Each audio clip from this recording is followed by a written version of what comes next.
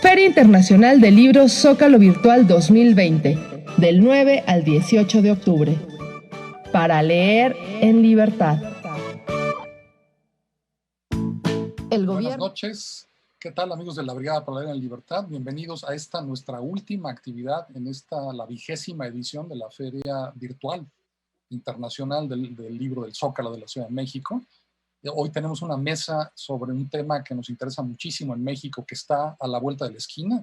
En menos de 3 semanas los norteamericanos van a elegir un nuevo presidente, nuevos representantes, y en medio de una pandemia que hoy pone a Estados Unidos en el epicentro del mundo, con 8 millones de contagiados, 64,000 muertos apenas, 64,000 contagiados apenas esta semana y 1,000 muertos al que murieron ayer. Estados Unidos está en una crisis brutal, además de todas las noticias que nos inundan todos los días. Entonces, tenemos hoy a 4 especialistas, 3 especialistas y a un querido amigo de la Brigada, un periodista que nos ha apoyado desde hace años, David Brooks. Quiero empezar dándole las gracias por esta reunión con gente tan interesante que les aseguro, quédense toda la hora, va a ser les van a hablar de temas que poco se conocen en México y que son realmente muy importantes. Les digo rápidamente quiénes son. Primero está la doctora Gabriela Lemus, doctora en Economía Política Internacional y Teoría Política. Fue presidenta del Congreso Progresista, la ONG vinculada al ala progresista del Congreso de Estados Unidos, y formó parte de la administración del presidente Barack Obama como asesora y directora de participación pública en la Secretaría de Trabajo. Actualmente dirige Revolution Strategy, una consultoría de gestión y manejo de comunicación que ella misma fundó. Gabriela, muchas gracias por estar hoy con nosotros. Bienvenida. Tenemos también al abogado José Pertierra, abogado de inmigración en Washington, D.C. y especialista en daños y efectos de las políticas antiinmigrantes de los gobiernos de Estados Unidos.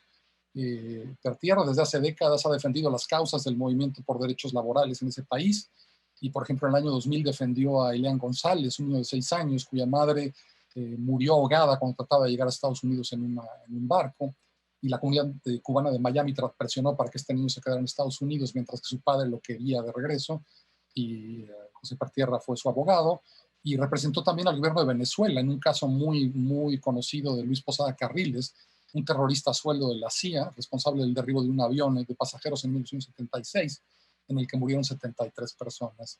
Y por último, y no por eso menos importante, José de la Luz, activista laboral que organiza y promueve los derechos de los trabajadores en Puerto Rico y Estados Unidos. José fue representante nacional de Bernie Sanders en su última campaña presidencial y ha trabajado con el Sindicato Nacional Textilero y de Confección, así como con el Sindicato de Enfermeras, entre otros. Bienvenidos, tocayos, también es un gusto tenerlos hoy aquí. Y pues sin más, le paso la palabra a mi querido amigo David Brooks, corresponsal de la jornada en Estados Unidos, que nos va a hacer el favor de hacer un resumen sobre todas las locuras que han estado pasando para poner un poco de contexto antes de que nuestros invitados nos hablen un poco de sus áreas de conocimiento. Y muchísimas gracias, David. Es tuyo el micrófono. Un gran gusto estar aquí, reportando desde este manicomio. Y pues gracias a uno de los proyectos más extraordinarios que he conocido, la Brigada para leer en libertad, y a todos sus colaboradores. Y también es un privilegio estar aquí para moderar esta mesa de lujo conformada por una experiencia colectiva enorme en gente que ha estado en las luchas democráticas y sociales dentro del ombligo del imperio, o sea, con los aliados reales de México. Y nomás quería dar un poquito de contexto de este momento que no tiene nada igual. Nunca se ha visto algo parecido en este país.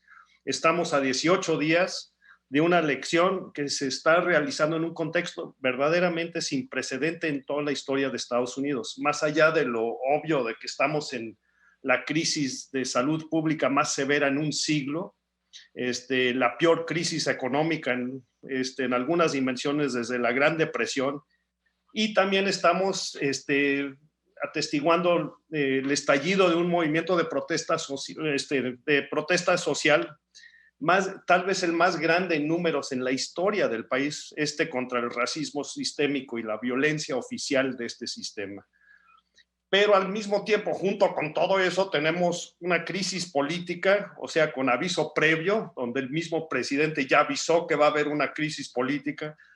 Igual, donde tenemos por primera vez en la historia en este país un presidente que insiste que no va aceptar los resultados de esta elección a menos de que sean a su favor, ¿no? Y afirmando que desde hace semanas de que hay un gran fraude en su contra, ¿no? Y o sea, poniendo en duda toda la legitimidad de todo el aparato electoral estadounidense, ¿no?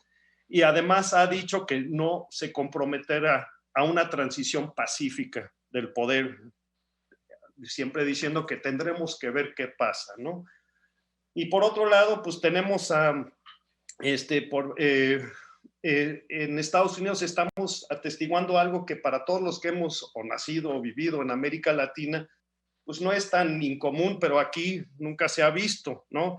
Se está hablando de una manera donde se habla de posibles golpes de Estado, secuestros de gobernadores, se habla si los militares saldrán o no de sus cuarteles en una crisis electoral, se habla sobre la injerencia extranjera en la elección de agrupaciones paramilitares civiles, se habla de la represión posible del Estado y la violencia que podría desatar todo esto.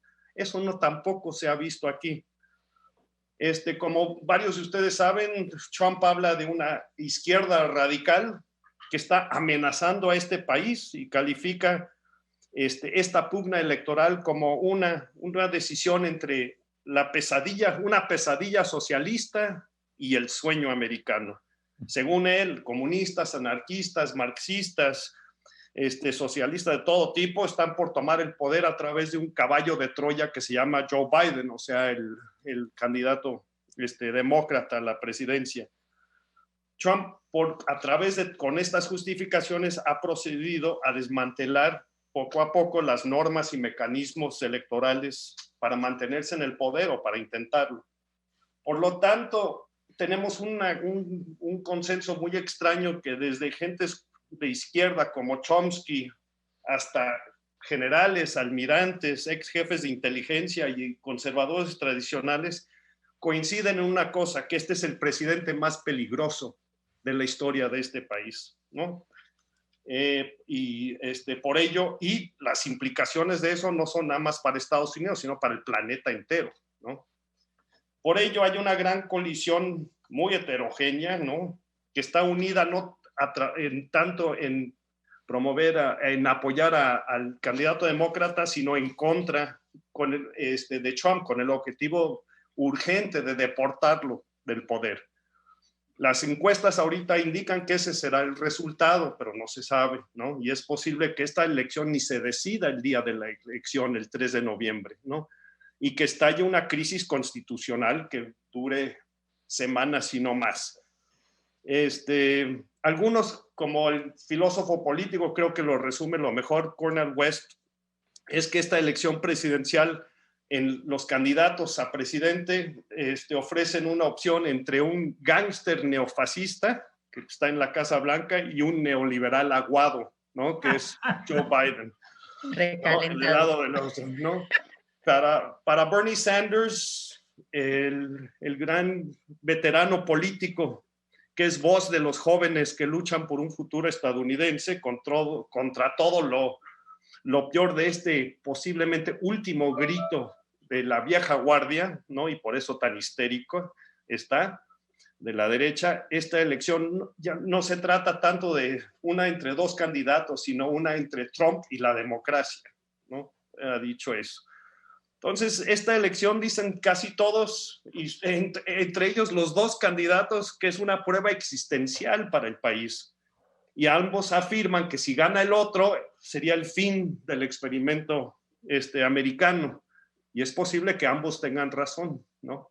Y entonces, ¿qué hacemos con eso? Entonces, para acabar, es muy importante, y creo que muchos de los que están en esta mesa podrían hablar, de que vale señalar que tal vez la noticia menos comentada o conocida de esta coyuntura, sobre todo afuera de Estados Unidos, y no es la que impera en los medios sobre la competencia, el concurso entre Trump y Biden o los republicanos y los demócratas, sino un fenómeno igual de importante o tal vez más que Trump, que ha surgido en estos últimos años, y eso es el surgimiento de un masivo, aunque todavía fragmentado, movimiento social progresista, ¿no?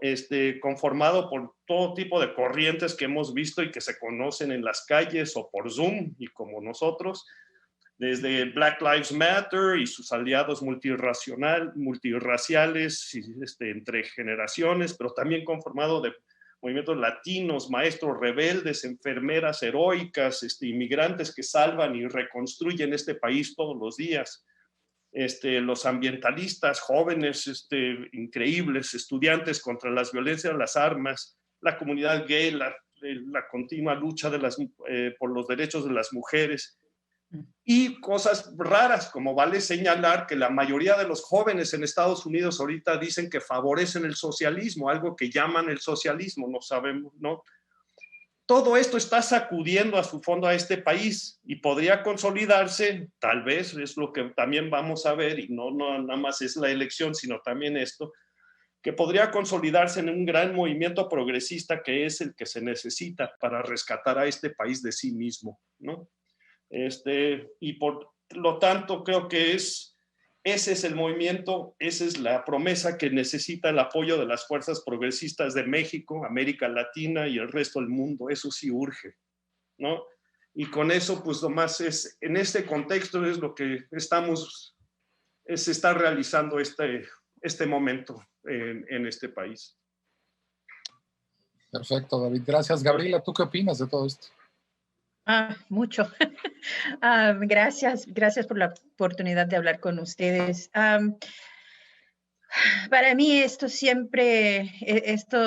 del momento electoral siempre es algo muy apasionante, aunque esta vez yo siempre digo que estamos votando por nuestras vidas, esta vez lo estoy tomando muy en serio, porque la realidad es que estamos en un momento crítico. Hay, como ya escuchamos, muchos cambios.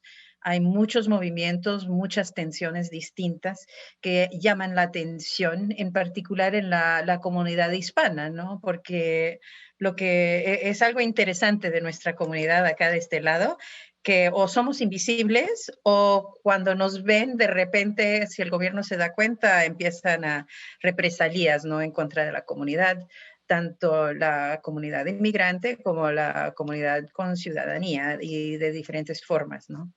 Entonces, el voto latino yo creo que va a tener, se está observando, bueno, todavía no se ha observado mucho, de hecho es un poco raro que no se ha prestado mucha atención sobre ello, porque normalmente es como dicen, el gigante que se va a despertar. Y pues yo creo que la comunidad hispana está muy despierta, no tiene por qué no serlo. Pero la realidad es que en términos de las campañas de por sí, solamente ahora han empezado realmente a prestarles atención, como siempre esperan a lo último. Y son las ONGs hispanas que realmente están tomando el trabajo en serio, haciendo el desarrollo, ¿no? y el acercamiento, la educación al votante, cómo votar. Uno de los problemas, bueno, primero, somos 32 millones de votantes, creo, este año, que pueden votar, latinos, hispanos que pueden votar, y muchos de ellos no han votado mucho, queriendo decir que no votan consistentemente o nunca han votado. Hay que recordar que nuestra comunidad solamente, la edad mediana es 22 años, son 22 años, y entonces sabemos bien que entre 18 y 35 la votación no es tan seguida.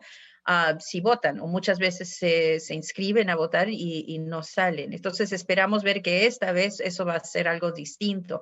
Ahora, cuando hablamos de las dos campañas, Trump o Biden, Joe Biden, demócrata, republicano demócrata, entonces ahí no es tanto que la comunidad quiere votar por uno más que el otro, es que cuál es el menos peor. Entonces eso como que no anima mucho a la gente. Sabemos que estamos en un momento crítico. Sabemos como comunidad que para nosotros esto cuenta mucho.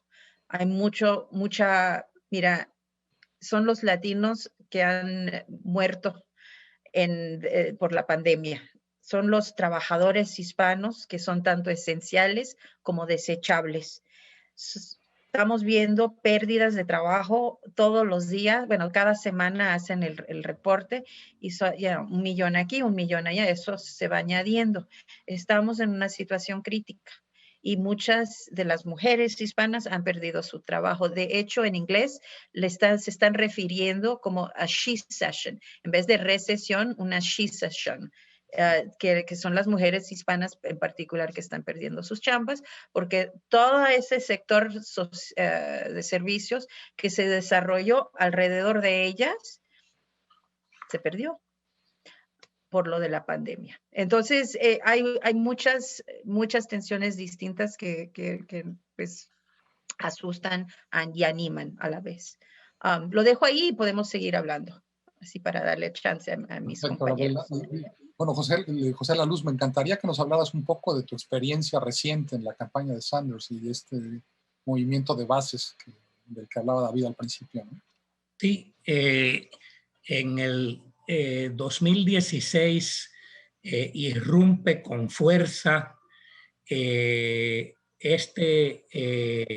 dirigente veterano de izquierda de muchos años de lucha, un luchador social conocido, el senador Bernie Sanders, enfrentándose en la primaria demócrata a Hillary Clinton, quien fuera la exsecretaria de Estado. Y para sorpresa de muchísima gente, el senador Sanders logra ganar una gran cantidad de contiendas primaristas en estados muy importantes, estados industriales, donde hay una presencia grande del movimiento obrero y sindical, como Michigan, Wisconsin, y se afianza como un candidato serio, algo que no había ocurrido desde los años 30 en Estados Unidos, donde la izquierda tenía una presencia mayor electoralmente, y entonces esa tendencia continúa sosteniéndose posterior al resultado, al desenlace de las elecciones del 2016, donde esta otra fuerza en ascendencia, que es la que representa Trump, el populismo de extrema derecha, logra imponerse, y entonces Sanders se presenta una vez más como candidato en la contienda primarista y emerge como el opositor principal del candidato del centro del Partido Demócrata, que es precisamente el ex vicepresidente Sanders, el ex vicepresidente Biden, y logra imponerse en el estado de Iowa, posteriormente en el estado de New Hampshire, cobra mayor vigor y mayor fuerza, y finalmente obtiene una victoria contundente en los caucuses del estado de Nevada, gracias, entre otros factores, a una participación masiva del voto latino, porque precisamente es el senador Sanders el que logra capturar la atención de lo que se conoce como el voto latino, que no es otra cosa que el universo de múltiples nacionalidades de origen latinoamericano, mexicanos, puertorriqueños, cubanos, salvadoreños, colombianos, venezolanos. Es decir, el voto latino como tal, pues es una invención de los medios de comunicación y de la academia, porque cuando hablamos del voto latino estamos hablando de la diversidad y la complejidad de ese conjunto de nacionalidades de ascendencia latinoamericana que vivimos aquí en este país. Sanders logra capturar este voto por su postura consecuente y clara de apoyo a los reclamos de la comunidad latina. Por ejemplo, dice que el primer día de su presidencia, cuando tome la presidencia, va a proclamar que los 11 millones de indocumentados que viven en las sombras se va a normalizar la situación, que van a sacar a los niños migrantes que hoy por hoy continúan encarcelados en jaulas en la frontera, que va a iniciar todo un proceso para que se pueda adquirir la ciudadanía por millones y millones de gente, de trabajadores indocumentados. Propone una reforma de salud que para los que venimos de países del sur del hemisferio y conocemos los sistemas de seguridad social, el reclamo de la universalidad de la salud, pues no es algo que es extraño para nosotros. El reclamo de salud para todos, incluyendo la gente sin documentos, tiene una pegada fuerte entre las comunidades latinas, porque el que no es indocumentado conoce a alguien en el barrio, en la colonia, que sí lo es, y todos somos migrantes, todos y todas los latinos que vivimos acá, pues somos migrantes. Y entonces Sanders logra imponerse y esto representa, como señalaba David, un movimiento emergente que va a contender si en efecto logra ganar Biden la presidencia, para ser el movimiento opositor al proyecto neoliberal en los Estados Unidos. Y entonces este movimiento ha adquirido muchísima fuerza recientemente.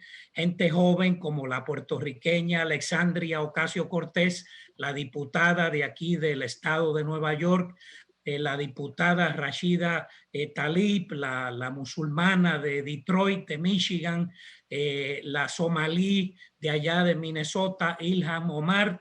A esas tres, la afro-norteamericana Ayanna Pressley en Massachusetts, se le ha unido una docena más de hombres y mujeres, muchos de ellos afro-norteamericanos, y de grupos minoritarios de nacionalidades oprimidas aquí, que sin duda alguna van a ser electos como nuevos diputados, y se va a ampliar la fuerza del caucus progresista de signo inclusive democrático socialista. Muchos son miembros de lo que hoy por hoy es la organización de izquierda más grande en este país, los socialistas democráticos de América, que cuenta con más de 75,000 miembros en todos los Estados Unidos, incluyendo la diputada Alexandria Ocasio-Cortez y Bernie Sanders. Es decir, que la configuración de un nuevo proyecto político que se enfrentará al proyecto del neoliberal recalentado, como nos decía David, y que probablemente tenga su primera prueba de fuego en las calles si en efecto Trump se obstina en no entregar el poder con la organización de la resistencia civil, de lo que pudiera ser el llamado a un paro cívico en este país, donde pudieran participar decenas de millones de gente, jóvenes, ambientalistas, el movimiento de Black Lives Matter, en fin, una verdadera constelación de fuerzas progresistas cuyo dirigente y referente principal continúa siendo el senador Sanders, porque estas agrupaciones son las que han estado haciendo el trabajo de captación y movilización de sectores que la campaña de Biden y el Partido Demócrata no tienen ni han demostrado la capacidad de movilizar y de persuadir. El senador Sanders continúa teniendo una popularidad sin precedentes. Sus foros son asistidos por miles y miles de personas en foros virtuales similares al nuestro. Es decir, que continúa adquiriendo cada vez más fuerza el movimiento progresista, que necesita del concurso y de la solidaridad de las fuerzas progresistas en América Latina y en otras partes del mundo, ciertamente en México, y vamos a estar muy pendientes de lo que se avecina el 3 de noviembre. Perfecto. Abogado, me gustaría mucho darle un poquito, abusando de tu experiencia, darle un poquito de contexto histórico, porque el gobierno de Estados Unidos ha criminalizado a los migrantes desde hace mucho tiempo. La retórica de Trump tal vez sea nueva, pero los abusos y la política de Estados Unidos frente a los migrantes yo creo que ha cambiado poco. Me gustaría un poco que nos dieras ese contexto y ponerlo al día de hoy de Trump. ¿Cómo se ha comportado el gobierno en estas décadas y cómo están pensando votar los migrantes hoy frente a las políticas de Trump de los últimos 3 años? Bueno, primero que todo, déjame decirte que para mí es un placer estar con ustedes. Podemos hacer hasta una banda musical, Gabriela, David y los 3 José. Yo he estado trabajando el tema de inmigración desde el año 1984, José. Nunca ha estado peor. Trump tomó el poder con el propósito, entre otras cosas, de montar un muro en la frontera.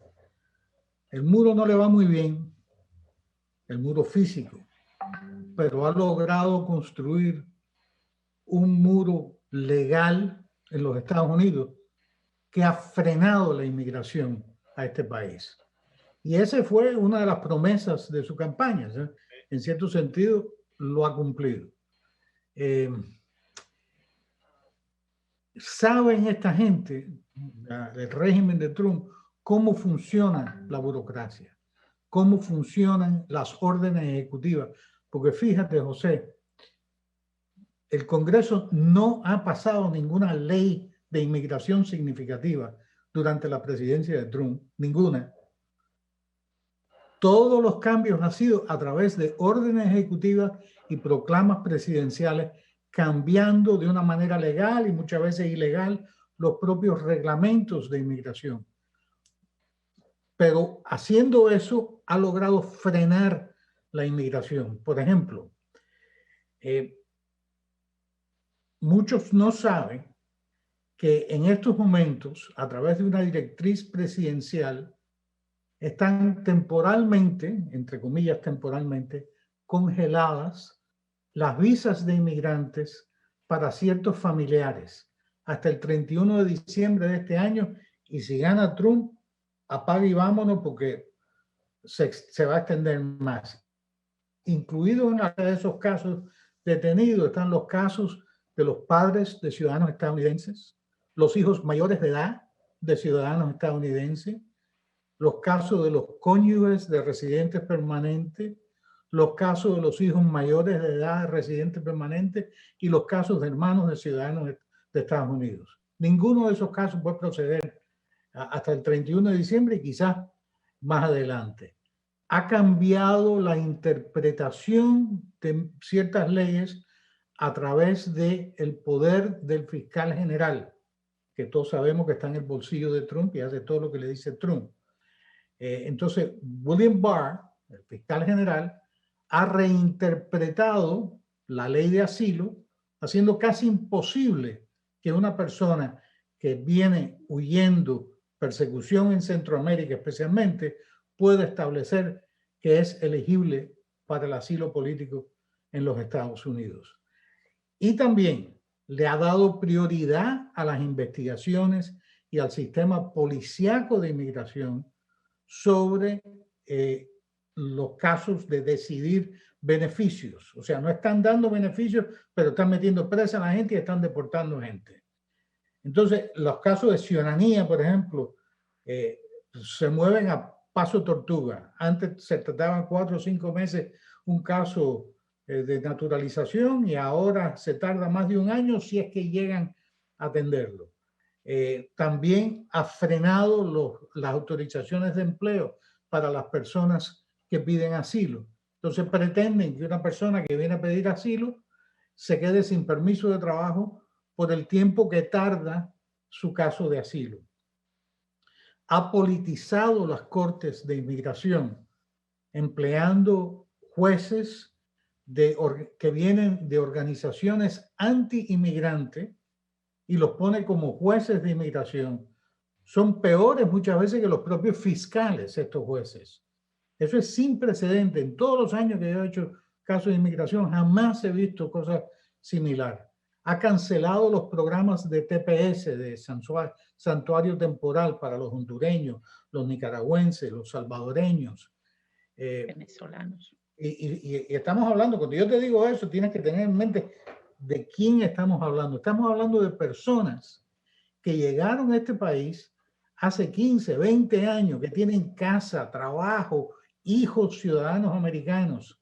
Y está diciéndole a esta gente que a partir de enero se tienen que ir de los Estados Unidos si son hondureños o nicaragüenses, y a partir de noviembre del año que viene se tienen que ir los salvadoreños. Es una cosa sin precedente. También lo que ha hecho con los estudiantes, los soñadores, DACA, pretendiendo deportar a niños que vinieron a este país de jovencitos y deportarlos simplemente porque a Trump le da la gana y quiere cumplir promesas de campaña que le hizo a personas xenófobas en los Estados Unidos. Y lo que me preocupa, José, es que aunque pierda Trump y gane Biden, que es un político insípido realmente, que le debe mucho a la derecha si es que gana, porque acuérdate que una de las organizaciones más importantes en su campaña ha sido el Lincoln Project, que son republicanos a la derecha de Biden. Y si gana, le va a tener cierta deuda con ellos. Pero aparte de eso, el sistema de cambios de reglamentos que ha implementado Trump es tan amplio, tan complejo y tan profundo que cualquiera que llegue a la presidencia de los Estados Unidos tardará años en poder tratar de desmantelarlo. Así es. Y si la persona es insípida como Biden, sin muchas ganas de crear olas en el Congreso y querer llevarse bien con todo el mundo, la derecha y la izquierda y todo, porque esa es su política, yo temo por el futuro de inmigración en este país. Se necesita, como estaba diciendo José y Gabriel y David, se necesita un movimiento social que empuje y presione a gente como Biden y los políticos, porque hay una brecha muy grande entre los líderes políticos y el movimiento social. Y el movimiento social tiene que tomar un liderazgo político y será electo para estos puestos. La mayoría de los líderes políticos no son gente de izquierda, no son gente progresista. El Partido Demócrata en estos momentos lo controla el centro. José, tú mencionaste unos políticos progresistas del Partido Demócrata, pero esos están en la periferia. El liderazgo del Partido Demócrata sigue siendo centrista. Por eso ganó Biden, por eso aplastó a Bernie Sanders en las últimas primarias. Entonces, yo espero un cambio que venga de la calle. Ruego por un cambio que venga de la calle, porque dentro de los pasillos del Congreso y dentro de la Casa Blanca no va a haber cambio. Y a veces dicen que somos soñadores, lo que pensamos que va a venir un cambio de la calle. Pero hay un escritor vasco que estoy leyendo ahora, se llama Fernando Aramburu, no sé si lo conocen. Un escritor y poeta vasco brillante que dijo: a veces un ciclón comienza con el alateo de una mariposa. Y con eso le cedo la palabra. Un fenómeno inusitado y del que me gustaría, esta es una pregunta abierta a todos. Las elecciones, aunque son el 3 de noviembre, la gente lleva ya varias semanas votando de manera anticipada y estaba viendo los datos en Democracy Now! Ayer, hablan de 17 millones de personas que ya votaron en este momento. El 15% del padrón electoral ya emitió su voto y eso es algo que jamás ha sucedido en la historia electoral en Estados Unidos. Es algo que para mí es señal de esperanza, pero me gustaría mucho saber qué opinan ustedes, cómo interpretan ese fenómeno, ¿no? Pues depende de... Mira, parte del problema electoral que tenemos es que todo se hace a nivel estatal. Son los estados que realmente tienen el control sobre lo que sucede. Entonces, es bueno que hayan salido a votar ya, porque ya sabemos en lo que estamos viendo, por ejemplo, en Georgia, líneas, gente esperando 7, 8, hasta 10 horas para poder sacar su voto. Y lo vimos en las primarias también. Y eso es con todo y pandemia, con el hecho de que hay la posibilidad de votar por correo o dejar su papeleta en lo que llaman, es como le dicen el drop box, donde se puede dejar las papeletas de votación. Entonces, de hecho, yo, y no quiero contradecirle, pero yo vi hasta 21 millones hoy en la mañana de posibles personas que hayan salido a votar. Entonces, eso es de un día al otro, porque si vio la noticia ayer, fueron 17 ayer, hoy ya fueron 21. Entonces, ya en un día estamos viendo 3, 4 millones de personas que pudieron poner su voto. Y los que no sabemos todavía son los que votaron por correo, porque parte también de lo que ha hecho esta administración es tratar de deshacerse del servicio postal acá, que suena un poco chistoso, pero no lo es, porque la idea era privatizarlo, pero el problema es que lo hizo ahora, es el momento en que se hizo eso. Entonces, se van dañando los sistemas poco a poco. Y por encima de ello, a nivel estatal estamos viendo esfuerzos a parar a las personas de votar. Entonces, eso ya empezó el año pasado. Empezaron a quitar a gente de las listas de votación por estado. Gente que, como nosotros, como los hispanos, que no votamos cada elección, cada ciclo de elección.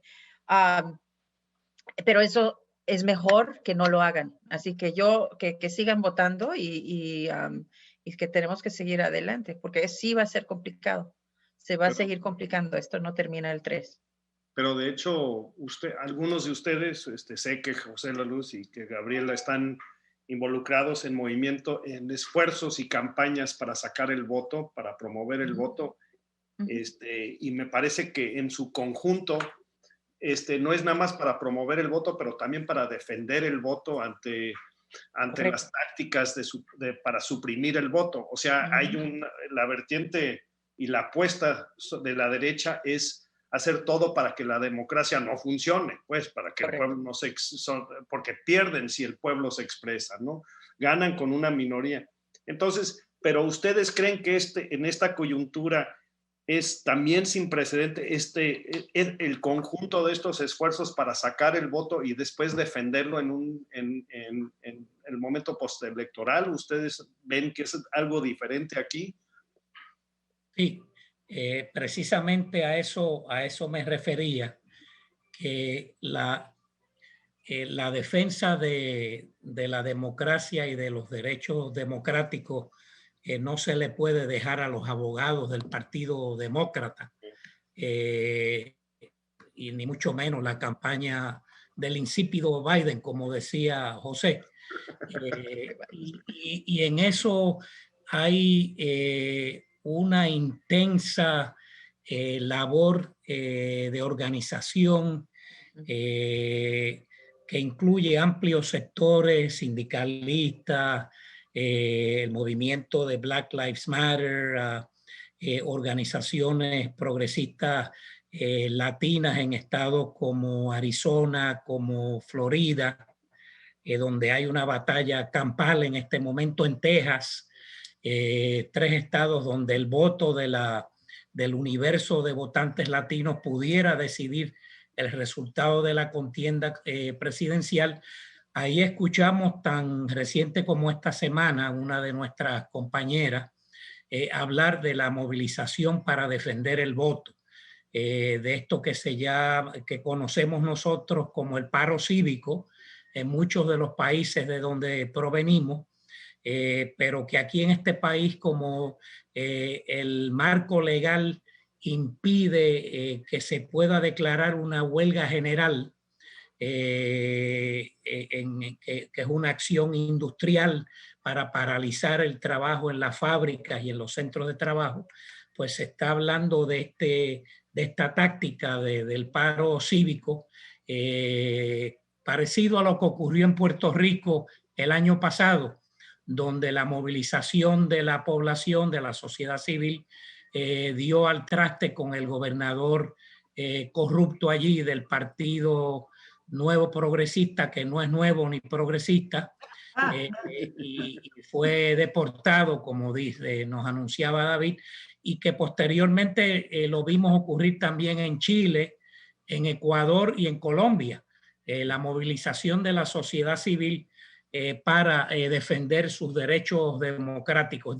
Y de eso obviamente no se puede hablar mucho, ¿verdad?, en estos foros públicos, pero que conste que está ocurriendo, se están dando las discusiones y la movilización para tomar esas medidas, porque ya estamos casi seguros de que efectivamente Trump no va a abandonar, no va a ceder el poder. De hecho, el llamado que ha hecho es a las organizaciones paramilitares a estar en estado de alerta, como pues ya vimos lo que ocurrió en Michigan, que con el intento del secuestro de una gobernadora, que eso creo que no ha ocurrido en este país, pero nunca que yo sepa, por lo menos de la historia que conozco, ¿verdad? Es decir, que la apuesta que están haciendo las organizaciones progresistas de la sociedad civil, David y José y compañeras y compañeros, es a que efectivamente este señor no va a abandonar el poder, o sea, que va a haber que pues sacarlo a como dé lugar el 21 de enero y no se puede depender tampoco de la movilización de los milicos, de los militares, porque pues la mitad de ellos apoyan a Trump, suponemos, y la otra mitad no sabemos en qué onda andan, como, ¿verdad? Es decir, que solamente la sociedad civil movilizada. Yo creo que la batalla que va a dar Trump para quedarse en el poder va a ser legal. Este hombre siempre le ha gustado ir a la corte, aún con casos perdidos. Y está preparando el terreno. Primero sabe que el foro de la opinión pública es tan importante como el foro de los tribunales. Entonces ha estado machacando el tema de que esta elección no es justa, que los demócratas le están haciendo trampa, el tramposo es él, pero eso es lo que le está diciendo a la gente. Y está preparando también el escenario para la Suprema Corte, porque cualquier litigio va a terminar en la Suprema Corte.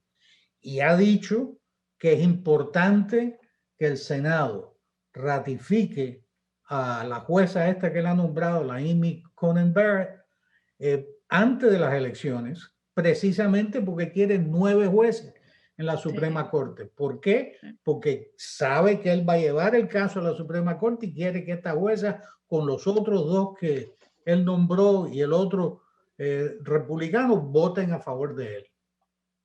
Y entonces él va a perder las elecciones en términos de voto popular, pero está contando con ganar las elecciones en la Suprema Corte de los Estados Unidos. Y por eso es importante lo que dice José del paro cívico y movilizar la calle, porque aquí la resistencia tiene que venir de la calle. No se puede contar con el ejército que lo saque con tanques. Es el pueblo el que va a tener que sacar a este hombre de la Casa Blanca, salvo que la elección la pierda por una abrumadora mayoría. Y aunque está perdiendo en estos momentos, pero en mi experiencia en este país, en los últimos días antes de una elección, la ventaja va achicándose Han habido 2 elecciones donde no ha sido así. La elección de Lyndon Johnson contra Goldwater en el 64 y la de Nixon contra McGovern en el 72. Todas las demás elecciones se ponen muy reñidas en los días inmediatamente antes de las elecciones. Y creo que es importante recordarle a la gente que en Estados Unidos en el voto para presidente no es un voto directo, ¿no? Sí. Entonces, sí, uno puede ganar la mayoría del voto popular y perder la elección por el sistema raro del colegio electoral en este país, que es tema para otro momento. Pero no hay voto directo. O sea, en el país que se llama el faro y que dice al resto del mundo que es el faro de la democracia, no solo no funciona, no hay un voto directo para el presidente, sino que ahorita en este momento sin precedente estamos viendo el desmantelamiento de todo lo que eran las normas y mecanismos democráticos y la democracia solo se salva, y yo estoy de acuerdo con José, y como todos sabemos, que solo el pueblo puede salvar el demos, ¿no? Las democracias, pues sí. Y entonces estamos viendo esto, pero también, también queremos ver, una de las cosas novedosas es de que hay agrupaciones, o sea, llegando a esta coyuntura, y son en menos de 3 semanas, estamos viendo a gente armada en las calles, estamos viendo a un presidente que los anima, ¿no? Estamos viendo donde la prensa y los medios son atacados directamente por un presidente enfrente de todos, ¿no? Donde en momentos de esta campaña y anteriores, algunos de los periodistas de los medios más grandes de Estados Unidos han tenido que pedir escoltas armadas para protegerse, cubriendo los discursos de este presidente, que da la vuelta y señala dónde están los periodistas y dicen, esos son los enemigos del pueblo. Estamos en un lugar de veras que es difícil describir qué tan peligroso es este momento, y las implicaciones para el resto del mundo, sobre todo para las naciones que están en este hemisferio, ¿no? Es tremendo lo que estamos viendo, y por eso también quisiera pedirles a ustedes un poco si podrían decirnos qué son los elementos que si uno está viendo esta elección desde afuera, en este momento, en qué nos deberíamos estar fijando. O sea, ¿qué es lo que ustedes van a estar viendo muy de cerca en este momento tan extraño realmente y tan surrealista, que, ¿no? Dentro de veras de un manicomio a veces, ¿no? O sea, Bueno, yo te diría, David, que una de las cosas que pueden fijarse es qué está pasando en la Florida. Es lo que te iba a preguntar. Sí, estamos como en Guerra Fría, ¿no? Trump, ningún presidente republicano, ninguna persona republicana puede ser electo presidente si no gana la Florida.